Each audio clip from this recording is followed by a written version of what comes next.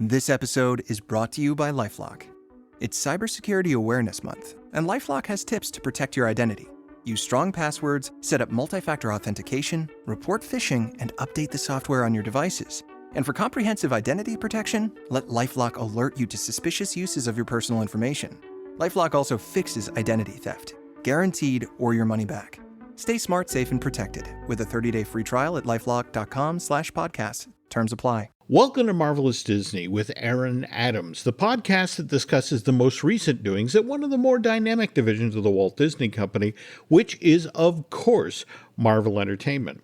This is entertainment writer Jim Hill, and my co-host, the amazing Aaron Adams, and I are recording this week's episode on Wednesday, August 23rd, 2023, which is just a week and change out from the end of this month. And after that, it's just a few short days before we get the official debut of Season 2 of I Am Groot over on Disney Plus beginning on September 6th. Now, you got to see Season 1 of these shorts last year, right, Aaron? Yep.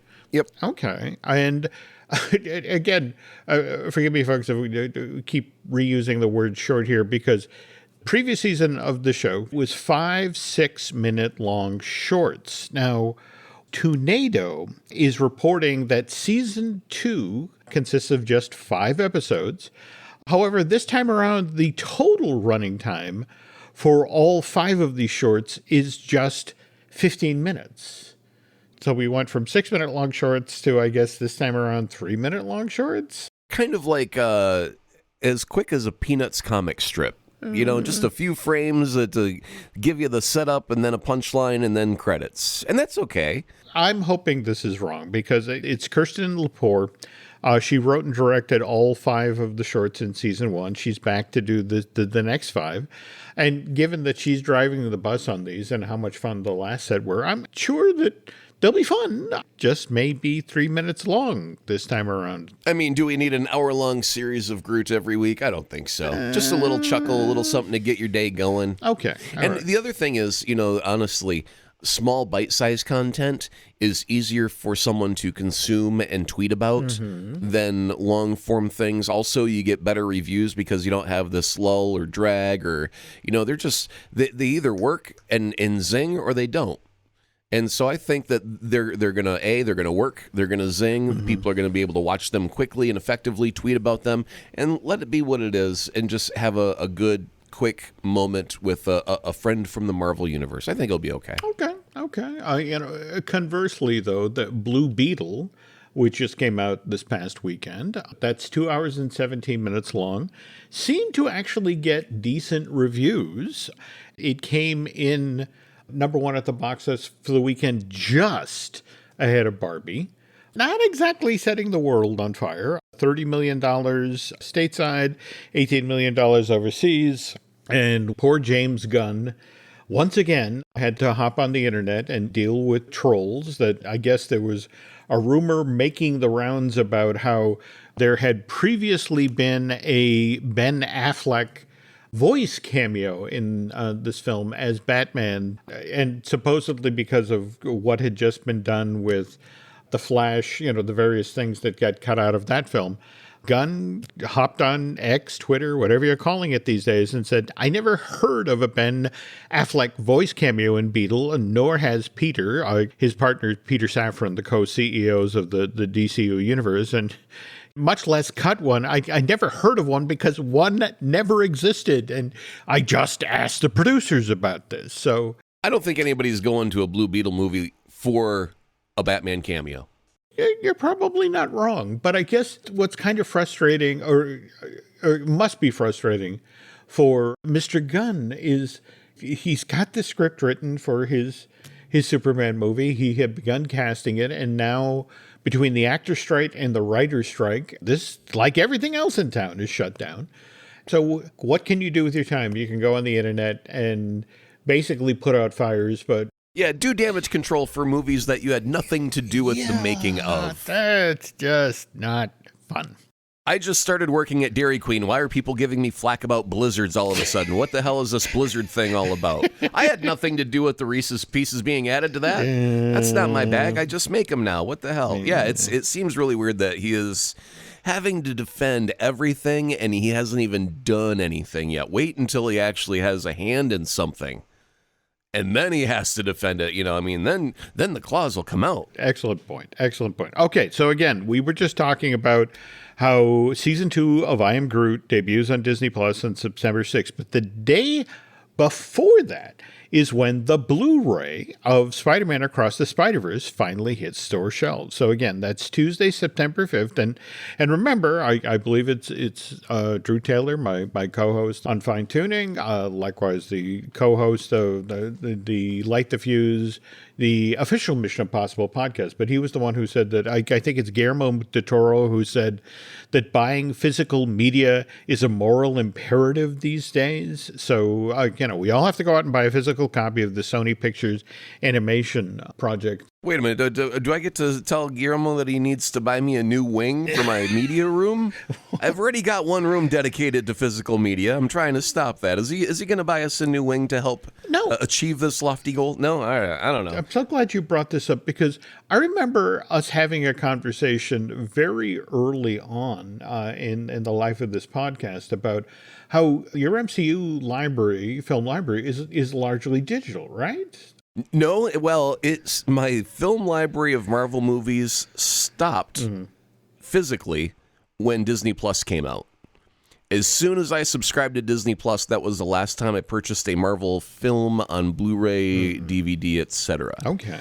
And I had up until like maybe a couple of years before that had started purchasing everything, digitally so I could just stream it from anywhere on planet Earth. The only thing I've purchased since then have been Spider-Man films on physical because I just have to own everything with the Spider-Man logo on it, and that's just a thing. Okay. That's a psychological problem. I'm dealing with my doctors about that. Look, I'm doing the same thing. I mean, it's one of these things where, for example, I bought a copy of Disney's Strange World, which I won't lie to you, I saw in theaters, and it's the old Muppet joke to the effect I've seen better film on teeth. But at the same time, it's like I want animators to be employed. So it's like, okay, buy a copy, bring it to the house, put it on the pile, never look at it again. Well, the physical media, the one benefit to that still is they still are doing a fairly decent job with the special features and the extras. That is true. When I buy a digital thing on Apple, I usually get the movie, and I'll be lucky if under the extras it shows the damn trailer for the movie. Yeah. So, yeah, physical media, the things like the extras totally would buy for something if it was I always default to the Lord of the Rings special edition special features where it's 6 to 8 hours of special features. That is my jam. I would buy that physical copies of that all day long. If there's a movie that wants to go that deep into the making of, I will absolutely go out and buy the physical copy for that. Well, here's the thing that makes me crazy. We have here at the house a wall of, for example, the Disney animated films done in VHS form. We have a rack of stuff that was done on DVD, and then we have Blu-ray. And what makes me absolutely crazy is when they re-release a film in a new format, and the special features don't necessarily carry over. And so you got to keep all of it? That's it, exactly. And to be honest, I'm not sure I have access these days to a VHS machine that works. Yeah. And so I literally have things I can't look at. And I remember there are interviews, there are extra features, there are behind the scenes stuff. My job is telling pointless stories, and I need access to this material. And the notion of, in fact, I remember having a conversation with Becky Klein, the head archivist for the Walt Disney Company, and she says, "Welcome to my nightmare. I have 8 tracks. I have cassettes, formats for these things that A, I can't get things to play them on, or B, they're just physically falling apart." Yeah, my whole entire radio career, by the way, is on cassette. Oh. And my cassette deck has not been hooked up in my studio in about 20 years. Oh. So, I mean, it's the same thing. I mean, I do have a cassette deck, and I could pull it out, but it becomes, hey, do you have something from 32nd Street, a commercial from back in the day? It's like, yeah, I do, on cassette, and I'll be damned if you're going to hear it. Because I'm not putting it all together, wiring it up to the studio, transferring it over to digital, cleaning up the noise, all that crap. Yeah, it's just not worth it. I'd rather make it from scratch. No, I get that. But at the same time, in the basement, I have interviews. Again, I've been doing this for 40 plus years, and interviews with Imagineers and animators that are long gone, and every so often, just the whole notion of, do I want to go into the basement? Do I want to check to see if those recordings are still playable? And if so, I can help you out if you've got anything on reel to reel. I've got 2 reel to reel decks. I can spin them suckers off in a red hot minute. There we go. No. See, I bet on the wrong. Antiquated technology all in this studio here. Yeah, man, bet on the wrong horse. Okay, anyway, we're going to get back to Marvel in a moment here, folks. But first, want to remind you, news portion of today's show is brought to you by Touring Plan's own travel agency. If you think you're heading back to the Walt Disney World Resort in the not-too-distant future, then these obviously knowledgeable folks can help you plan your dream vacation. They'll even toss in a free subscription to Touring Plan. So if you're planning on visiting Central Florida anytime soon, please check them out at touringplans.com/travel. Okay, so this info is shared in Thor: Love and Thunder, the official movie special. Screen Rant somehow got a hold of an advance copy of this 96-page book from Titan, which won't officially hit store shelves till next month, September 19th. But as part of this look back at Thor: Love and Thunder, Taika Waititi got asked what he would do if Marvel Studios asked him to return to direct Thor 5. Now, want to stress here that, to our knowledge, there is no Thor 5 in development at this time. In fact, if what Bob Iger said back in March at the Morgan Stanley Technology, Media, and Telecom Conference, it's very likely we're not going to see another standalone Thor film anytime soon.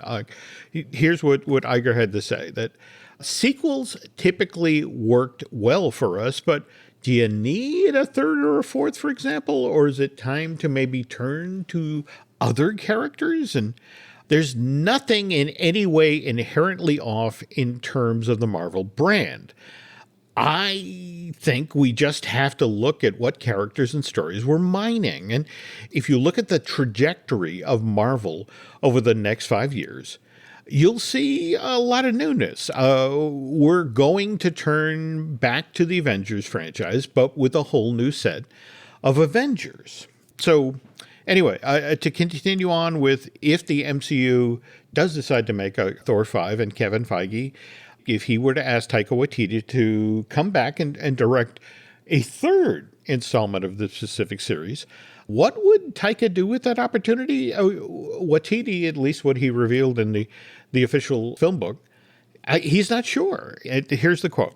What's fun about working with Thor is that this MCU character has a casualness and a sort of a swagger about him. That's why when Thor visits these worlds and encounters aliens, well, he just doesn't act the same as an Earthling might if that character were traveling through space exploring the universe. But that said, what is left to do with Thor? If I were to tackle a fifth film in this series, we'd need to continue the evolution of the character, in a fun way, mind you. But at the same time, Thor is the god of thunder, so coming up with obstacles that a Marvel character with those sorts of superpower has to genuinely struggle to overcome, that's tough. That's why, were we to do a fifth film in this series, this movie's villain would have to be more powerful than, say, Hela. That's the only way we could challenge Thor, get that character to step up his game, especially after what happened in Love and Thunder. And on a parallel track, Chris Hemsworth, in an interview that he did with Entertainment Weekly back in June, basically kind of echoed this sentiment, to the effect of, I honestly don't want to continue with the Thor movies if people are so exhausted that they then roll their eyes whenever they see me come on screen as that character. if an audience really wants to see a Thor 5, and there's something we can come up with story-wise that's fun and exciting, then great. I'd love to play this character a few more times. I just don't want whatever we do next with this character be, well, predictable. I don't know if you saw the news that just broke about Hemsworth's most recent film for Netflix, Extraction 2. That dropped on that streaming service back on June 16th. That's now in the number 10 spot for Netflix most popular original films. And what's interesting is it's right behind the first Extraction movie, which debuted back in April of 2020. That's in the number 9 spot. And that was viewed 135.7 million times in the first 91 days it was available for downloading off of that streaming. So clearly there's a hunger out there for films featuring Chris Hemsworth, which is why making a Thor 5 might actually make sense for Marvel Studios. But again, given what Bob Iger's been saying lately, especially given what's been going on with the limited series from Marvel Studios, you have to wonder what is going to happen next at Marvel Studios, especially after all of these strike-delayed projects finally clear the runway. I'll tell you what's going on. Kevin Feige right now is just thinking to himself, I just got to outlive Iger's reign.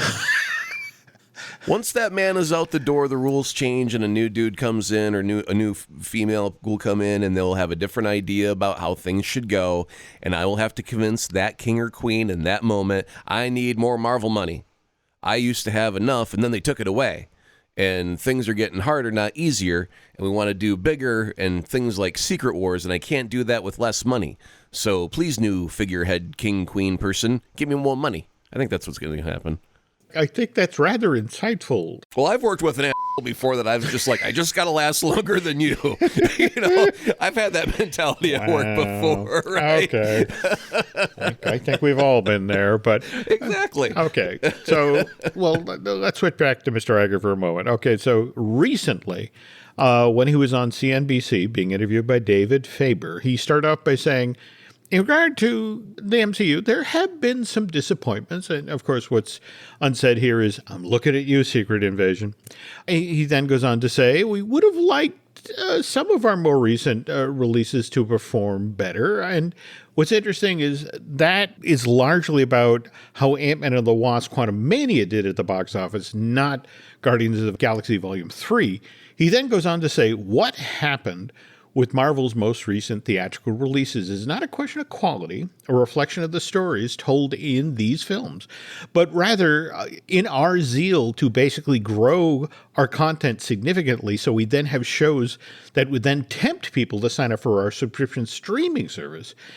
We then wound up taxing Marvel fans way beyond in terms of their time and their focus, way beyond where they had been before, which then diluted their focus and attention. So this is basically Iger saying the quiet part out loud, that between all of the theatrical releases and the limited series from Marvel Studios, there's now just too much Marvel content out there. I think the dude's never been in a comic book store. I was in our local one just last week because they're getting ready to move like 5 miles down the road, so they're having a big, huge sale. So I went and bought up a bunch of stuff real cheap. But the thing was, there's a lot of stuff out there. Like if you're a Spider-Man fan, you've got like 30 different choices per month on a Spider-Man title. If you're a fan of Iron Man, there's like 5 different. My wife is a big fan of Batman. She found this series called Nightmares that we had never heard of, that's apparently rather new. And they got a bunch of special limited edition covers, and she bought all of that out just because, oh, that's a crazy-looking Joker. Or, oh, that's a crazy-looking Batman. And so, Mr. Iger, let's go to a comic book store. Let me show you that they've got 9 million different options to choose from on a monthly basis. The number of shows that you're putting out isn't the question. It's the quality of the show that you're putting out that's in question. And look, you're not wrong. I mean, for example, just today I was looking at info about the new Spider-Gwen series. I think it's called Smash.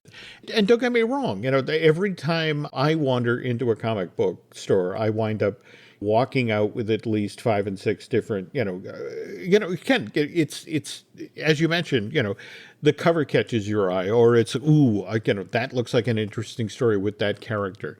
And then, of course, the challenge is you read the book, and if you like it, it's like, okay, I want the next one of this, and how do I get that? But if you're a Bob Iger, and again, you're looking at that $70 billion that, you paid for Fox, and let's be honest, when Comcast stepped in and entered that bidding war, they basically forced Disney to pay like $20 billion more than they had originally wanted to pay for Fox. So they're saddled with crushing debt, and they are desperate to get that back under control. And so what would be helpful in a situation like that is to have another Infinity War, an Endgame, a 1-2 punch of a sort of thing you have to go to the theater to see. And you had such a good time, you have to go back. And just the feel right now is with there being so much Marvel-related product, and the notion that if I'm really going to understand what's going on in, Avengers, the Kang Dynasty, and Avengers Secret War, I have to watch all of this. And is that doable anymore? Well, having everything linked together after a while, it does feel kind of like homework of like, I just can't understand all of this stuff that's happening. And that can be a problem. However, on the flip side, if you're going to have like Hugh Jackman showing up, and if you're going to even have a Patrick Stewart showing up at some point down the road, please, people at Disney, just remember that you've got like, 20, 30 years of freaking Marvel movies that haven't really been linked up officially yet that you're going to be able to resell real quick. People are going to want to rebuy those again. As soon as Hugh Jackman comes back into the movies and Patrick Stewart, and it's officially tied into the MCU, they're like, oh crap, I got to go buy that movie again. I sold it 20 years ago.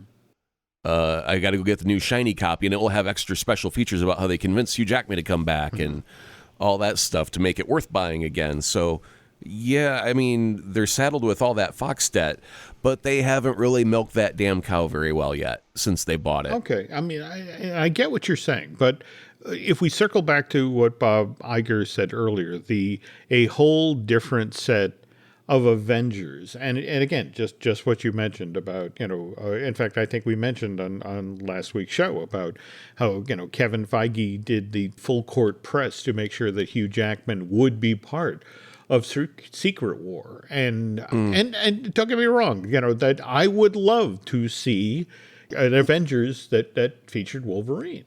Let me ask you this. Didn't we at one point have rumor of, before it was revealed that we were going to have Kang Dynasty and Secret Wars, wasn't there the rumor of a Young Avengers movie with like a Kate Bishop character and Yelena Belova and all of the younger, I don't want to call them kids, but the younger people so far? That one I actually keep hearing as they are crunching budgets for upcoming projects and things are getting, for example, we were talking about Armor Wars being changed from a limited series to a theatrical release. The Young Avengers actually has really hung in there. And one of the thinking on that is, again, what Iger said here, we want new characters, and we also want affordable actors. Folks that have just started making films for the MCU, aren't pulling a Robert Downey Jr. size check yet. Right. So that's the whole notion of, I like that idea. That looks affordable. Well, I mean, that whole concept of you don't have to pay him as much, that can be true even if they're not filming Young Avengers. And so my idea behind it was maybe they'd scrap the young part of Avengers because it would be like, we don't want the audience to think it's a completely different team. You want to kind of go back and have that familiar ground of, I know there's going to be this small circle of characters that everything hangs upon, and then we put a couple of young people with them, and so those are your new additions, and therefore you get like an entirely new Avengers cast. You don't push anyone away by calling it the Young Avengers, because to some people that might be like, is this for kids? Is this a kiddie movie? Interesting point. And you're still not going to have to pay them because that thing hasn't changed, their weight in the industry, so to speak. So, yeah, I just wondered if our Secret Wars, I mean, when we get to Kang Dynasty and Secret Wars, those are going to be Avenger team-up-like films. I wonder if they will feature the younger Avengers. We just won't call them. Or they might even make a comment in the movie. What are you guys, the Young Avengers? Look at you kids. How old are you, 12? Right? I mean, they can reference it, but maybe just not call the movie, quote-unquote, Young Avengers. Or they could go flip side with it and do a long, drawn-out series where they're in training, learning to be a part of the team, and do 6 or 8 episodes of that. Could go a lot of different ways. No, absolutely. Though, interesting, you mentioned Avengers Kang Dynasty, and it's important to remember that season 2 of Loki is due to debut on October 6th, and they seem to just be flashing on the idea like, oh, wait a minute, Loki is 6 episodes. And, again, debuts on October 6th, and we have The Marvels being released theatrically on November 10th, which, so they'll be just 5 weeks into the run of Loki at that point. Do these people not have calendars? What's going on? But this is so basic. I get that. But remember, things got, when they pushed the Marvels out of its summer spot.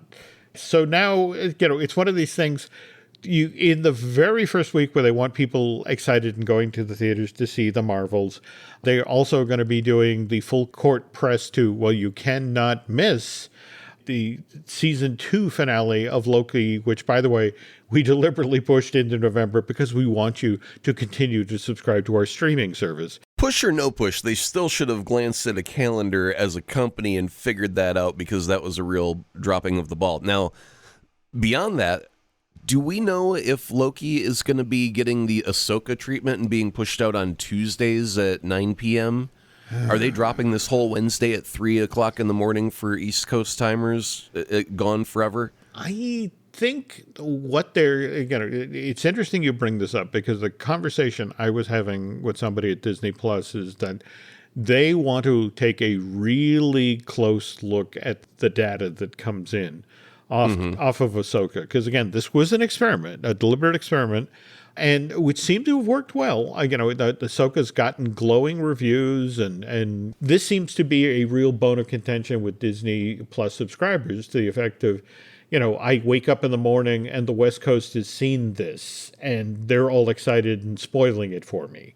So It's geographical whining is what it is, a little bit, yeah. But like I was also thinking along the lines of, why not come out swinging against terrestrial television as well? I mean, everyone's got a schedule. You got your 9 o'clock news or whatever, and if you actually put your show in prime time, that kind of gives you just a little bit more clout, just based on the hour that you're being served. And 3 o'clock in the morning always used to tick me off, because I was like all the other idiots who's like, I just can't wait until I wake up naturally in the morning to watch the show. I got to set an alarm and get up in the middle of my sleep cycles. And I would literally do all of that to watch those shows. And that's just because I'm stupid. But it also is like, Disney, you could put this out at a reasonable hour. I don't know why you feel it necessary to do this 3 a.m. thing and midnight for the West Coast. When you're in the game, you're in the competition, you want eyeballs, put it out when people are awake. I get that. But again, the irony here is we were just telling a story about how Disney Plus and the studio side of Disney clearly didn't communicate. And so we have this moment where season 2 of Loki and the Marvels are suddenly competing for the spotlight. Conversely, though, the folks at ABC who, frankly, are a little rattled by Bob Iger's recent talk about, I don't know if we would do how long we're going to stay with legacy media, the Yep. terrestrial television. They're the ones who particularly were upset about Ahsoka dropping at 9 o'clock East Coast time, because it's like, Because it's going to take away from their viewership. there we go. So That's what I'm saying, though. I mean, you're in a fight. It's like, when I worked at a radio station, we had 4 radio stations. One was classic rock, one was active rock. You think they fought over the same man sometimes? Absolutely. But they felt that they were creating a wall of men in their listening army, from the young age with the active rock to the old age with the classic rock. And so they would program together, understanding their role in the situation and knowing at the dividing line there's going to be a little crossover where some people flip back and forth. And if you know that Ahsoka is going to be coming out, create a special. Air it at 8 o'clock on ABC. Let it run for an hour, get your viewership there, kick everyone over to Disney Plus for an hour for the streaming event, and then run some BS garbage that you don't care about for an hour. Because you're going to drop your viewership a little bit for this Disney event that you're plugging, and then come back at 10 o'clock, or it was a two-parter, so you'd have to come back 2 hours later, and have a little chat with the cast about those first 2 episodes. Right? I would bet you if we weren't in the middle of a strike, I bet you Kimmel would have been there with the cast to help push this. Exactly, yeah.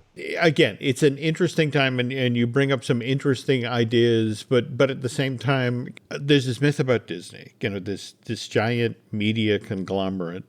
And the reality is Disney is actually 30-plus little companies that all have their own agendas, that frankly have ridiculous turf wars or don't talk to one another.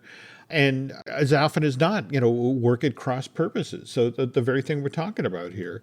Though that said, I meant to chase this down prior to recording this week's episode. I was fascinated when they made the decision on 2 Sundays in a row to run all 6 episodes of Ms. Marvel back to back. And I was looking to chase down the numbers to see how well that did, especially since one of the things they did repeatedly during that 3-hour block was throw up ads for the Marvels to the effect of, hey, you enjoying this character? You enjoying the story? It continues in November. And speaking of continues, folk, when we get back from this break, we are not just going to talk about how Chris Evans' version of Captain America is coming back to the MCU, sort of, but we're also going to talk about the original Rogers the Musical, and no, not the one at the theme park.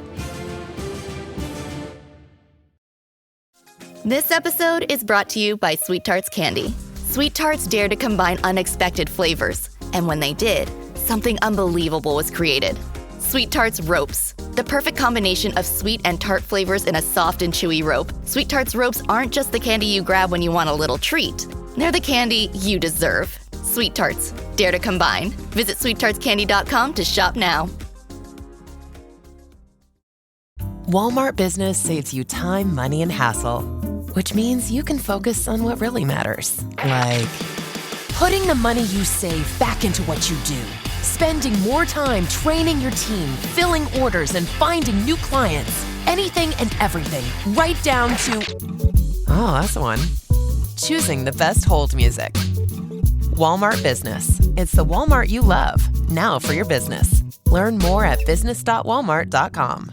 The family that vacations together stays together. At least, that was the plan. Except now, the Dastardly desk clerk is saying he can't confirm your connecting rooms. Wait, what? That's right, ma'am. You have rooms 201 and 709. No, we cannot be 5 floors away from our kids. The doors have double locks. They'll be fine. When you want connecting rooms confirmed before you arrive, it matters where you stay. Welcome to Hilton. I see your connecting rooms are already confirmed. Hilton, for the stay.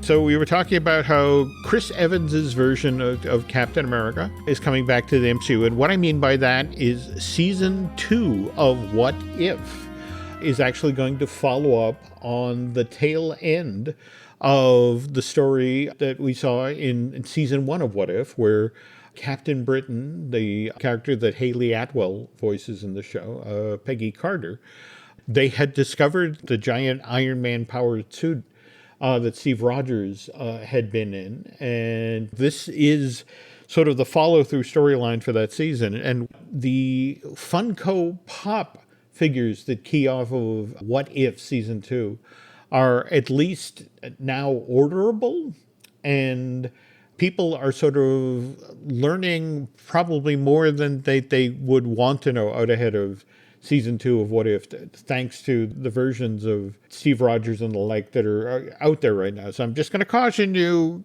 if you don't want to know too much about Season 2 What If in advance, which, by the way, the most recent piece of information I have is this show is going to drop between the Echo limited series and Ironheart. So first quarter of 2024.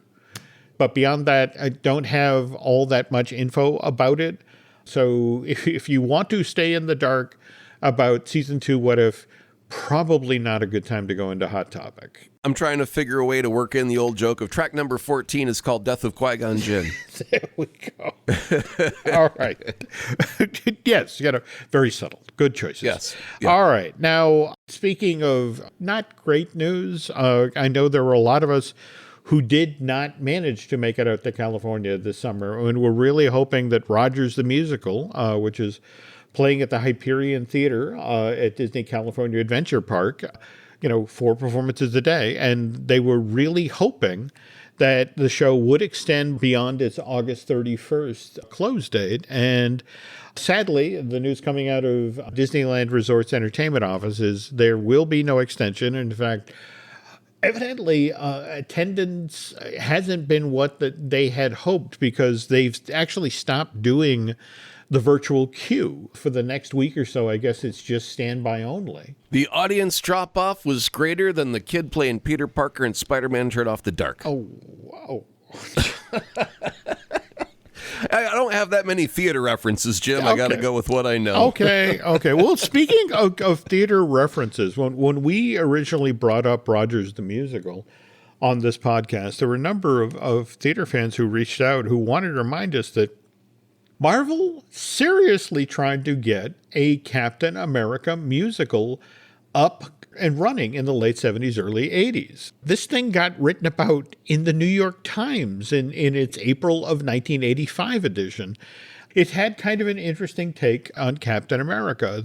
The story was supposed to start out with the superhero challenged in the opening moments of this thing because his girlfriend, who is a candidate for president, is captured by terrorists and held hostage in the Lincoln Memorial. And eventually it's revealed that the villain that Captain America is going up against is a cosmetic CEO named Jay Peters, who, by the way, was going to be played by Cleavon Little, the sheriff from Blazing Saddles.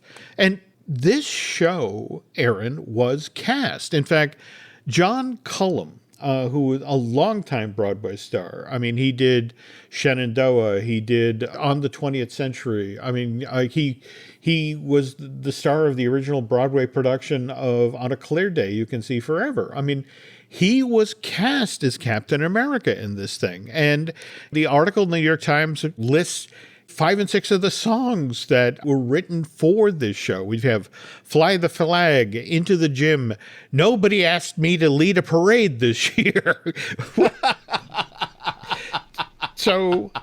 But they had 2 female TV stars of the era, Linda Lavin, who played the title role in the Alice sitcom, and Cloris Leachman, who, again, a lot of us know from Mel Brooks's Young Frankenstein, Frau Booker. They were up for the Sharon Phillips role, the female presidential candidate. But Marvel was doing a full court press on this thing. And they were talking about how this is essentially a love story about a man who's always been strong, independent, even macho, and a sensitive, assertive, bright political woman. The problem was the budget for this musical. And again, they had the cast in place. They had the songs written, but they needed $4 million.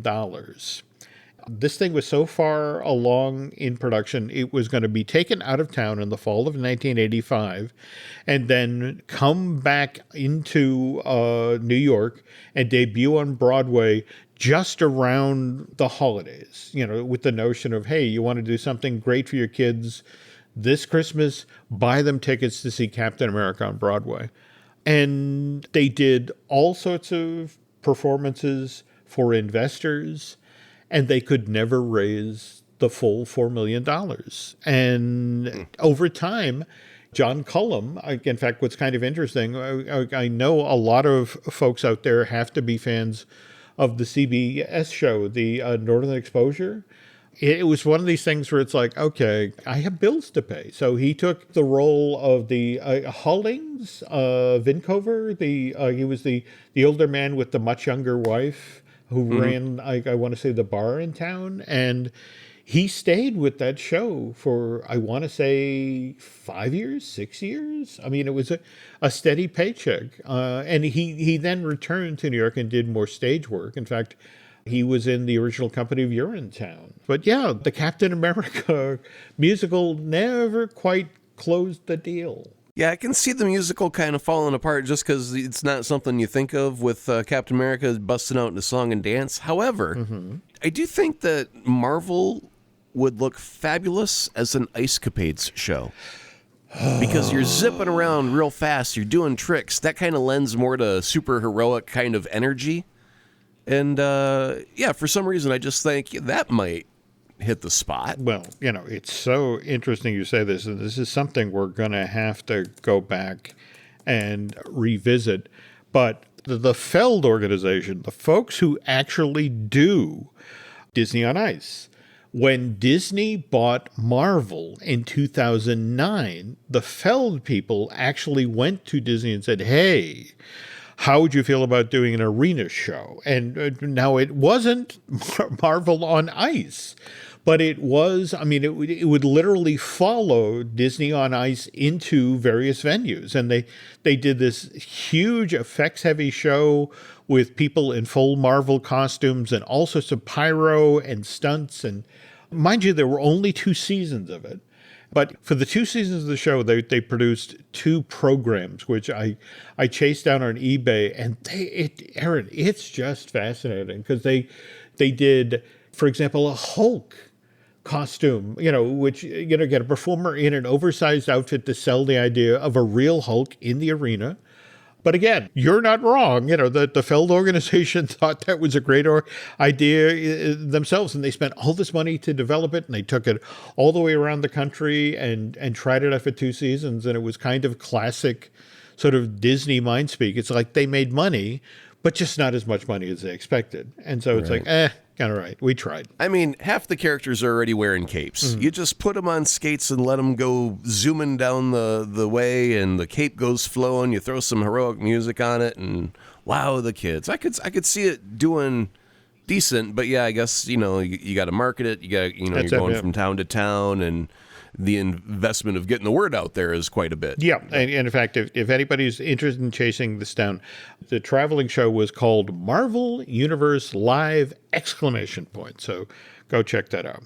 And speaking of out, folks, Aaron and I are headed out the door here, but before we go, Aaron, I continue to enjoy 32nd Street, largely because I have a perverse fascination in all forms of advertising, and you and your partner on the show have done such a great job of kind of shining a spotlight on the less savory side of advertising and marketing and what goes on Madison Avenue. So what are you going to be horrifying me with this week when I listen to your show? You're going to be horrified by the fact that this week's show is basically a rehash of this show. Okay. I did a reading of Bob Iger's Tea Leaves in the show. Okay. And it's the fact that, he showed up on Apple's stage to help unveil the Apple Vision Pro augmented reality headset. Yes. And he was talking about how, Disney Plus will be available on day one. And the demo that they showed had you kind of sitting on Tatooine surrounded by Jawas going, Utini! And while you're watching like Grogu flying through space or whatever in The Mandalorian. And so he was excited about that prospect, but, we're talking here on this show about the heavy Fox debt acquisition debt that they've got to figure out a way to get rid of, and ABC, do we want to sell them? And we can't really sell them to a lot of other media companies because then you have a problem with a monopoly. And so what about Apple? Apple needs content. They've got Apple TV Plus. ABC could go from the American Broadcast Company to the Apple Broadcast Company. Toot sweet. So, we talk about a lot of the things that we talked about on this show tonight, except I just go way over in the deep end, and we talk about, who's making money in the streaming circle and how things could merge and change in just the next couple of years, depending on how all of this stuff shakes out. So, that's our show on 32nd Street this week, a continuation of this conversation, basically. Okay, well, cool. Then folks, definitely go check that out. It's fun, it's informative, and again, it's Aaron, so it's got an edge. Okay, and speaking of which, again, this is the edge is one of the reasons I enjoy follow you on the social media. So can you tell the nice folks where they can find you on social media? Yep, still on Twitter at Azaprod, AZAPROD. Doesn't matter what you call it, I'll still be at the same handle. Okay. Speaking of social media, you can find me on Twitter and Instagram as Jim Hill Media, and over on Facebook is Jim Hill Media News. Also want to remind you, we have a couple of other podcasts here, which we'd love you to check out. We have, of course, Disney Dish, I do with Len Testa. We have Fine Tuning, I do with Drew Taylor, and we already talked about his Mission Impossible podcast. We also have Looking at Lucasfilm with Brian Gunn, who, by the way, we're going to be talking about the 2 new episodes of Ahsoka that just dropped. And let's see, what else? Oh, yes. Also want to remind you about Len and Mai's new project, which, by the way, Aaron has been doing a lot of heavy lifting on. You've been part of this since we started it 2 years ago, right? Yeah, I thought childbirth was only 9 months. I don't know how this ended up into a 2-year ordeal, but let's just get it over with and get that baby out and get those pictures so everybody can go, look at our baby. Look at our baby. Well, Elaine, you gotta see the baby. Ooh, that's an ugly baby.